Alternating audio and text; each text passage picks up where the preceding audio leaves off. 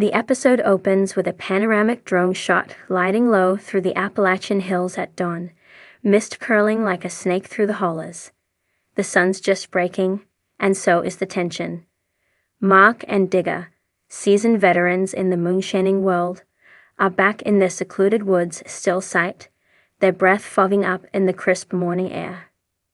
But their usual laid-back banter is cut short. Something's off. The suspicion growls, "You hear that?" Digger whispers, eyes narrowed as he looks up from the still. "What?"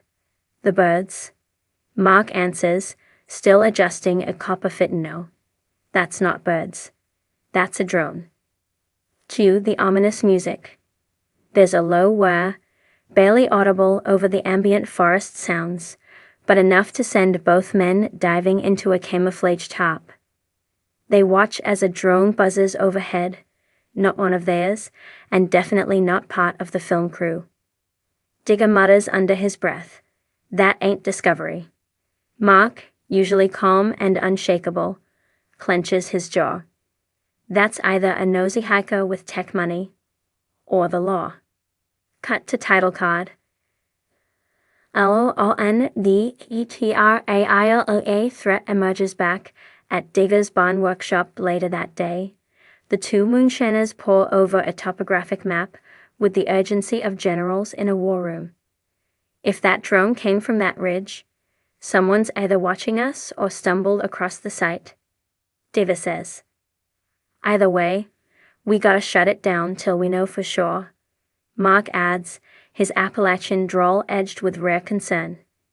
They phone Tickle, who's been busy running his own solo operation with fluctuating success this season. "You boys might be getting scoped by the revenuers," he warns. They're using new tech now. Thermal drones, GPS tracking, all that government stuff. Mark and Digger exchange a glance. It's not the first time they've been on the radar, but this feels different. Meanwhile, in the Carolina Hills, cut to Mike and Jerry, whose still sight has been unusually quiet. They've been watching news reports of a recent bust in the area. A multi-county task force brought down a still sight that was thought to be undetectable. The concern reaches them too, as they recall hearing rumors of undercover agents blending in with local hikers. Mike makes the call. Time to go full ghost mode. If they're poking around in Tennessee, they ain't far from here. Their scenes underscore a broader pressure tightening around all the moonshiners this season. The cat and mouse game is escalating. Mark and Digger's stake out determined to find out who's watching them.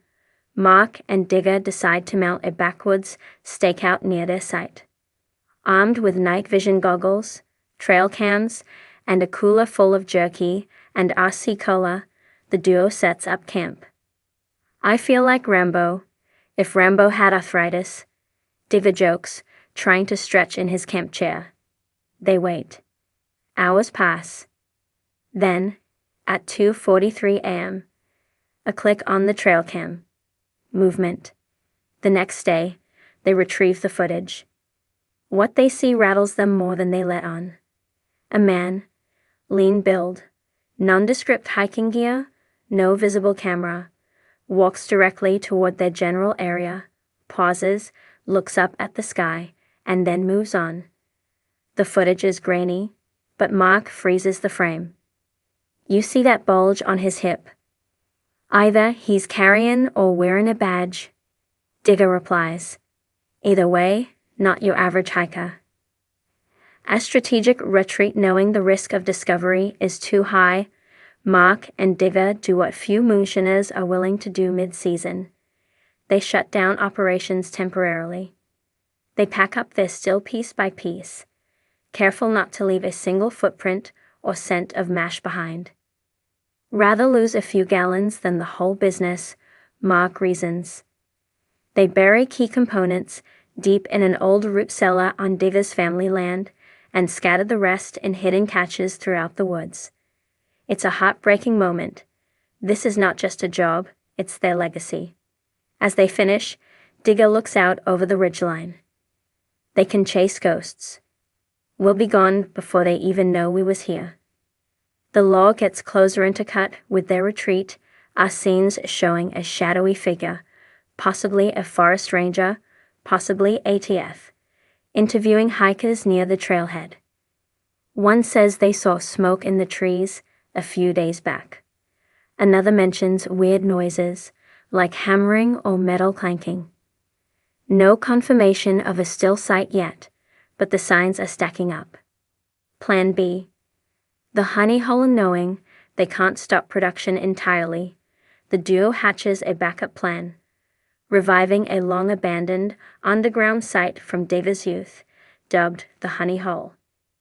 Located deep in a cave system behind a false rock face, it's nearly impossible to find unless you already know where it is. It's tighter than a tick's backside, but safe, Digger says. They bring in a compact still, lugged piece by piece through winding rock tunnels. It's hard work, but it's hidden, quiet, and the cave walls insulate sound. Mash will ferment slow, but Perthy build montagier, classic Moonshiners staple. This episode delivers one of the most dramatic build montages of the season, with sweat dripping and bats fluttering overhead. Mark welds fittings and Digger adjusts the thump keg. The cave echoes with every clang of copper. Feels like we're making hooch in a dragon's den, Diva quips. They test the first drip. Crystal clear. Potent. Success and secrecy. Back to the ridge. The drone returns just when they think they're in the clear. Another drone appears. This time, caught on a trail cam at the Honey Hole's nearest Exidy episode, ends on a cliffhanger. Mark and Digger, watching the footage in silence, realize they might be in a deeper game than they expected. This ain't some local Boy Scout with a DJI. Mark says grimly. Diva nods. We got real company. Cut to black. Closing confessionals, Ma. I've been at this a long time. We know how to run, how to hide, how to build. But this new age of law enforcement, it's a different beast. We're gonna have to outthink 'em, not just outrun 'em. Digger, we ain't criminals. We're craftsmen.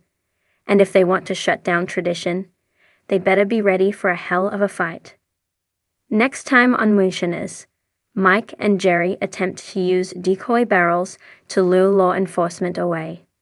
Tickle goes undercover at a local supply store to find out who's been buying surveillance gear. Mark and Digger test a mobile still built into an old camper van, the Shinalina. And a federal agent speaks on camera for the first time in years, suggesting a full-scale moonshine task force might be coming. One of the most suspenseful episodes of Season 14, Law on the Trail, raises the stakes in a big way. With drones, hidden caves, and ghost operations, Mark and Digger continue to prove why they're the kings of the backwoods. Fans will love the blend of strategy, tradition, and danger, and be left hungry for more next week. In the shadowy hills of Appalachia, where tradition runs as deep as the mountain springs, the Moonshiners of Franklin County face their most perilous challenge yet. Season 14, Episode 15, titled Imposter Syndrome, plunges viewers into a high-stakes game of cat and mouse, where the law is closing in, and the line between friend and foe blurs. Trap set in the shadows, Mark Ramsey and Digger Maines, seasoned veterans of the moonshine trade, have always operated with a keen sense of awareness. Their instincts, honed over years of evading law enforcement, have kept them one step ahead. But when they discover a game camera near their still sight, their suspicions turn into certainty. They are being watched. Determined to unmask the identity of their surveillant, Mark and Diva set a trap. They install their own camera, capturing footage that reveals a black truck and a man who had previously approached them under the guise of a potential buyer. The revelation is chilling. An undercover agent has infiltrated their operations. The Great Liquor Evacuation with The threat of a raid imminent, Mark and Digger spring into action. They enlist the help of Killer Bees, a trusted ally, to arrange for a truck to transport their liquor stash. The duo faces a heartbreaking decision: to blend their aged whiskey, reducing its value by 2/3 to ensure a swift evacuation. The years of meticulous aging, the careful selection of ingredients, and the pride in their craft are all compromised in a single desperate move. As they clear their stash house, the weight of their actions hangs heavy. The moonshine, once a symbol of their skill and heritage, is now a commodity to be moved and hidden. The episode poignantly captures the emotional toll of their lifestyle, a constant balancing act between passion and peril. Tim's quest to recreate a Lego Heil Mark and Digger battle external threats. Tim Smith faces an internal crisis. Howard, his father, has consumed the last bottle of a cherished rye elixir, a family recipe passed down through generations. The loss is more than sentimental. It's a potential end to a legacy. Tim embarks on a journey to recreate the elusive recipe. Armed with only his father's notes and his own memory, he experiments with ingredients like horehound candy and citrus. The process is fraught with challenges, but Tim's determination mirrors the resilience of the Appalachian spirit.